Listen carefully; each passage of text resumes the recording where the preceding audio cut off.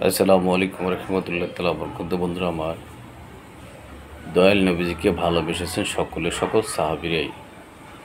দয়াল নবীজির পর্দা করার পর প্রেক্ষাপটটা ভিন্নতা রয়েছে, প্রেক্ষাপটটা অন্যরকম রয়েছে। সবাই যার যার আখের গোছানোর জন্য চেষ্টায় ছিলেন, কিন্তু আহলে বাইতকে তারা ওই সময় ডিভাইড অ্যান্ড রুলের মধ্যে ফেলে দিয়েছিলেন। তারা রাষ্ট্রীয় ক্ষমতা এবং রাষ্ট্রীয় নেতৃত্বে কারা কারা আসবে সেই বিষয় নিয়ে অনেক তাগিদ দিয়েছিলেন। তারই নিশানা, প্রথম নিশানায় যে কৌশল, যে ষড়যন্ত্র তাদের মধ্যে ছিল, তাদের প্রথম কৌশলে পাক পাঞ্জাদুল আহিমুসালাম লাখো সালাম শেখ খোদা মুশকিল কুশা হযরত আলী রাদিয়াল্লাহু তাআলা আনহুকে কুফা নগরীর কুফা মসজিদে ফজর ওয়াক্তের নামাজের সিজদারত অবস্থায় মুনাফিক দারি সাহাবী আবদুল্লাহ ইবনে মুনজালিম নামক মুনাফিক বিষধর তরলের সাথে বিষ মিশিয়ে সেই তরল দিয়ে তার মাথায় কয়েকবার আঘাত করেন। সেখানেই তিনি ইন্তেকাল করেন। সেই আঘাতে কয়েকদিন পরে ইন্তেকাল করেন। ইন্না লিল্লাহি ওয়া ইন্না ইলাইহি রাজিউন। সেটা ছিল 669 হিজরিতে। প্রথম টার্গেটে তারা সফলতা লাভ করে। এরপর দ্বিতীয় টার্গেটে তারা ইমাম পরিবার অন্যতম ইমাম হযরত হাসান রাদিয়াল্লাহু তাআলা আনহুকে বিষপানে হত্যা করে। তো একজনকে মারতে হলে, ধরতে হলে, চুরি করতে হলে, ডাকাতি করতে হলে তার পরিজনের সাথে সখ্যতা করে বাইরের মানুষ, বাইরের পরিকল্পনাকারী শত্রুরা। তাই সেই পরিবারের মধ্যে একজন বিবি ছিলেন তার। সেই বিবি তাকে শরবত বানিয়ে খাওয়াতেন। বিবিকে ভালোবাসতেন এবং বিশ্বাস করতেন এবং ভালোবাসতেন। আর স্বাভাবিক, তার স্ত্রী যদি সামনে এক গ্লাস পানি দেয় বা ক্লান্ত শরীর এসেছে বাহির থেকে, তখন অকপটে আমরা সানন্দে সেটা গ্রহণ করি। তো সেদিন আহলে বাইতের অন্যতম ইমাম হযরত হাসান রাদিয়াল্লাহু তাআলা আনহু সেদিন শরবত পান করার পরই আস্তে আস্তে তার দেহ মোবারক বিষে বিষণ্ণ হয়ে যায়। জহরে তাকে আঁকড়ে ধরে। কিছুক্ষণের মধ্যেই তিনি মৃত্যুকুলে ঢলে পড়ে। তার স্ত্রী ওই ময়মুনাকুট্টির ষড়যন্ত্রের মাধ্যমে এজিদের, আর এই ময়মুনাকুট্টি ছিলেন এজিদের দোসর। সেই এজিদ ময়মুনাকুট্টির মাধ্যমে তার ছোট স্ত্রীকে বশে নিয়েছিলেন এবং বলতেছিলেন যে যদি হাসানকে তোমরা দুনিয়া থেকে সরিয়ে দিতে পারো তাহলে তোমাদেরকে অনেক ধন সম্পদ, টাকা পয়সা দেব এবং হাসানের ছোট স্ত্রীকে আমি এজিদ বিবাহ শাদী করব। সেই লক্ষ্য, সেই বিষয় নিয়ে তারা দ্বিতীয় টার্গেটে সফলতা লাভ করে এবং সাকসেসফুল হয়। এভাবেই আহলে বাইতের উপরে জুলুম, অত্যাচার, নিপীড়ন চলেছিল। আর এই আহলে বাইতে দয়াল নবীজির অত্যন্ত কাছের ছিলেন। তিনি বলেছেন, আমার অংশ হাসান, আমার অংশ হোসাইন, আমার অংশ। তারা যাদেরকে ভালোবাসবে আমিও তাদেরকে ভালোবাসি। হে আল্লাহ, যারা আমার হাসানকে ভালোবাসবে, যারা আমার হোসাইনকে ভালোবাসবে, তুমি আল্লাহ তাদেরকেও ভালোবাসবে, তাদেরকে তুমি দয়া করবে। সে ওয়াদাম আমার মালিকের কাছ থেকে নিয়েছিলেন। আমার দয়াল নবীজি কিন্তু মুনাফিক বেশি আমাদের মতো বেশধারীরা আহলে বাইতকে এই দুনিয়ার জমিন বেশি দিন টিকে থাকতে দেয়নি। বন্ধুরা আমার, এরপর তৃতীয় টার্গেটে 61 হিজরিতে হযরত হোসাইন রাদিয়াল্লাহু তাআলা আনহুকে এজিদ, শিমার, নোমান অথবা শামসরা কৌশল করল। তারা কৌশলের মাধ্যমে বলল যে হোসাইন যতদিন আছে, এজিদ তুমি কোনো দিনই এই ইরাকে কুফা নগরের খেলাফতে তুমি আসতে পারবে না, গভর্নর হতে পারবে না। তাহলে কী করতে হবে? এই হোসাইন রাদিয়াল্লাহু তাআলা আনহুকে দুনিয়ার থেকে সরিয়ে দিতে হবে, দুনিয়ার থেকে সরিয়ে দিতে হবে। হোসাইন রাদিয়াল্লাহু তাআলা আনহু তিনি ইরাকের কারবালার প্রান্তের কুফা নগরীতে ইসলামের জন্য খেদমতের জন্য সফর শুরু করলেন। সেই সফর যখন শুরু করলেন 1 দিন 2 দিন 3 দিন তাদেরকে তার ঘেরাও করলেন, এজিদ বাহিনী ঘেরাও করলেন। এজিদের পিতা আবু সুফিয়ান, এজিদের পিতা আবু সুফিয়ান নয়, এজিদের পিতা হলো মুআবিয়া রাদিয়াল্লাহু তাআলার মাধ্যমে তার মাদুর থেকে ক্ষমতা কুক্ষিগত করে এজিদ তিনি চিঠি লিখলেন, হে হোসাইন, তোমরা যারা রয়েছো, যিনি গভর্নর রয়েছে তার হাতে তোমরা বায়াত গ্রহণ করো এবং দিন ইসলামকে শান্ত রাখো, দিন ইসলামকে তোমরা ভূখণ্ডিত করো না, দলে দলে বিভক্ত করো না। একটা আইওয়াস মাত্র করলেন, মুখে মধু অন্তরে বিষ।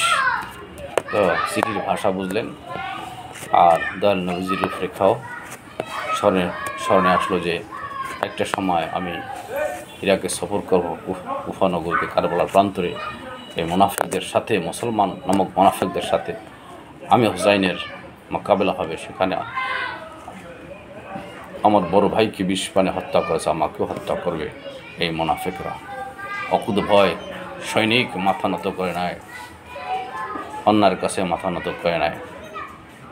আজকে ইরাক, ইরান, আফগানিস্তান, মুসলিম বিশ্ব তারা চুপ রয়েছে। আজকে ইহুদিবাদ এবং পশ্চিমা শক্তি তারা ঔদ্ধত্যপূর্ণ আচরণ করতেছে। প্রত্যেকটি মুসলমান কান্ট্রিকে তারা গণতন্ত্র বলে ডিভাইড করে রেখেছেন।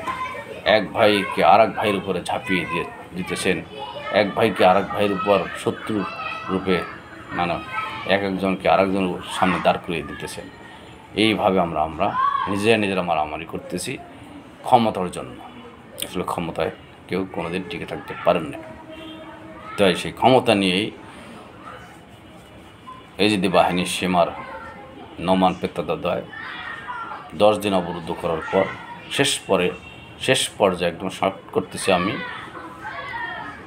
দয়াল নবীজির অন্যতম দরিদ্র হযরত হোসাইন রাদিয়াল্লাহু তাআলা যখন শেষ দেখলেন যে শিবিরে আর কেউ নেই, শুধু জালাল আবেদিন রয়েছে, শুধু জালাল আবেদিনকে জড়িয়ে ধরলেন, হে জালাল আবেদিন, তুমি থাকবে আমার নানা জানের দিন ইসলামকে জিন্দা করার জন্য, আমার নানা জানের দিন ইসলামের সঠিক রূপরেখা মানুষের মধ্যে সুফিবাদ, সুফি তত্ত্ব, আদর্শ, আহলে-বেদের প্রেম ভালোবাসা, রাসূল পাকের প্রেম ভালোবাসা, আল্লাহ পাকের সৃষ্টি রহস্য, বেদ তত্ত্ব, আল ইনসানের সিরি আনা সিরি, মানুষ আমার রহস্য আর আমি মানুষের রহস্য, এই রহস্য উদ্ঘাটন। আমার মালিক মানুষকে ভালোবাসেন। এই মামেলা ইশক মহব্বতটা তুমি বীজ বপন করবে। তোমার ক্ষমতার দরকার নেই, তুমি নীরবে নিশ্চুপে তুমি দিন ইসলামের খেদমত করে চলবে। আর আমার নানা জানার পক্ষ থেকে যে নাজ নিয়ামত পেয়েছি, আজকে সেটা তোমারকে আমি দান করতে চাচ্ছি। আমার জালাল আবেদিন, তুমি আমার কাছে আসো। কিছুক্ষণ হযরত হোসাইন রাদিয়াল্লাহু তাআলা আনহু হযরত জালাল আবেদিনকে জড়িয়ে রেখেছিলেন। নানা জানের পক্ষ থেকে শাহজাম মনিরা, নুরাম মবিনীরা তাকে ট্রান্সফার করে দিলেন। তোমাকে যা দেওয়া হয়েছে সেটা ধরে রাখবে, সত্য ন্যায় নিষ্ঠার মাধ্যমে তুমি দিন ইসলামকে সামনে এগিয়ে নিয়ে যাবে, নেতৃত্ব দিয়ে যাবে। যারা বয়োজ্যেষ্ঠ আছে তাদের সাথে সমন্বয় রেখে ভালোবাসার মধ্য দিয়ে, ইশকে ভালোবাসা দিয়ে, প্রেম দিয়ে মানুষজনদেরকে দয়াল নবীজির সঠিক আদর্শটা যেন মানুষকে দিতে পারো। তোমার জবান, তোমার হাত দ্বারা যেন অন্য একটি মানুষ কষ্ট না পায়, তোমার পা দ্বারা যেন আরেকটি মানুষ কষ্ট না পায়, এই শিক্ষা তুমি দেবে। সুফি তত্ত্ববাদ, মানুষ যেন সত্যিকারের আসল মানুষ হয়, মানুষ ভজলে শোনার মানুষ হবে। এই আদর্শ শিক্ষা দিয়ে গেলেন আর কালাম করলেন হাসান রাদিয়াল্লাহু তাআলা আনহু। তখন একটা শের করলেন, তো সেটি ছিল এভাবেই, ভুইল না গো যায় না, ভুইল না আমার নানা জানের ধর্ম, ভুইল না গো যায় না, ময়ূর না গো যায় না। তুমি মরলে নানা জানের দিন ইসলামের কি হবে, ময়ূর না গো যায় না, তুমি মরলে কি হবে। দয়াল নবীজির আহল বাইতের চিহ্ন এ জগতে থাকবে না, ময়ূর না গো যায় না। বাবা এবং ছেলের বিচ্ছেদের ঘটনার সময় একটা হৃদয় বিদারকের ঘটনা ঘটে যায়। শুধু তাঁবুতে হযরত জায়নুল আবেদিন ছিলেন 10 থেকে 12 বছরের অসুস্থ, আর সবাই ইতিমধ্যে শাহাদাত বরণ করেছেন। শুধুমাত্র যার অপেক্ষায় তারা ছিলেন এই হোসেনকেই তাদেরকে লাগবে, এই হোসেনের মাথায় তাদের লাগবে। সর্বশেষে যুদ্ধ করতে করতে একটা সময় আসর ওয়াক্তে জায়নুল আবেদিনকে চতুর্দিক থেকে ঘিরে ফেলেন এবং তীর মারতে থাকেন। তীর মারতে মারতে একটা সময় ঘোড়ার থেকে পড়ে যান। এবার সীমার নোমান আবু জাহল তাওয়ারা তাকে তার উপরে অত্যাচারী চালায়। সীমার তাকে তার দেহ মোবারক থেকে মাথা মর্গ আলাদা করে নেন এবং তারা যখন হাসান রাদিয়াল্লাহু তাআলা আনহুর মাথা যখন তাদের কাছে সংগৃহীত হয়ে গেল, তারা যখন সাকসেসফুল হলো, তখন তারা ঘোষণা দিলেন, আমরা এই মুহূর্তে সাকসেসফুল হয়েছি এবং আমরা এখন আজান দিব, এখানে আমরা আসরের নামাজ আদায় করব। আমাদের নামাজ আসর নামাজ কাজা হচ্ছে। কারবালা প্রান্ত থেকে দুটো দল বের হয়েছে, একটি দল হোসাইনি দল, একটি দল এজিদি দল। আজকে যারা নবীজিকে অর্ধেক মানেন না, আহলে বাইতের কথা আলোচনা আসলে আপনাদের গায়ে আগুন লেগে যায়, আপনাদের ভালো লাগে না। আল্লাহ পাকের কালামুল্লাহ শরীফ রয়েছে, আল্লাহ পাক তাদেরকে ভালোবাসে, আপনি ভালোবাসেন না, তাহলে আপনার কি অবস্থা হবে? আপনি একটু ভেবেচিন্তে দেখুন। আপনি মাদ্রাসায় পড়েন, সেলুট সম্মান, আপনি মুহাদ্দিস, আপনি মুফতি, আপনি আলেম, সেলুট সম্মান। আপনার অনুধাবন করুন, রিসার্চ গবেষণা করুন এবং আত্মার মুক্তির লক্ষ্যে আপনার গড়ে আপনার কবরে আমাকে যেতে হবে। আপনার সেই গড়ের কবরের তিনটি সওয়াল জবাবের সময় আপনাকে আমাকে দিতে হবে। মান রব্বুকা, আমার দিনুকা, আমার নেবুকা, তোমার রব কি, তোমার দিন কি, তোমার নবীকে, নবীর সাথে ইশক মোহব্বত মামলা যদি থাকে, তাহলে আমি বলতে পারবো কয়েকশো ছবির মধ্যেই আমার এই আকা মাওলা তাজদারে মদিনা আমি যদি নাও চিনি, মদিনাওয়ালা আমাকে কবুল করে নেবেন, মদিনাওয়ালাই আমাদেরকে চিনিয়ে দেবেন, ফেরেশতাদেরকে বলেন না সুবহানাল্লাহ। আর যদি ইশক মোহব্বত ভালোবাসা না রাখি, আনুগত্য না করি, সত্য ন্যায় নিষ্ঠা কেরি না করি, তাহলে কি অবস্থা হবে? একটি ভয়াবহ অবস্থা ধারণ করবে। সেখানে আজাব থাকবে।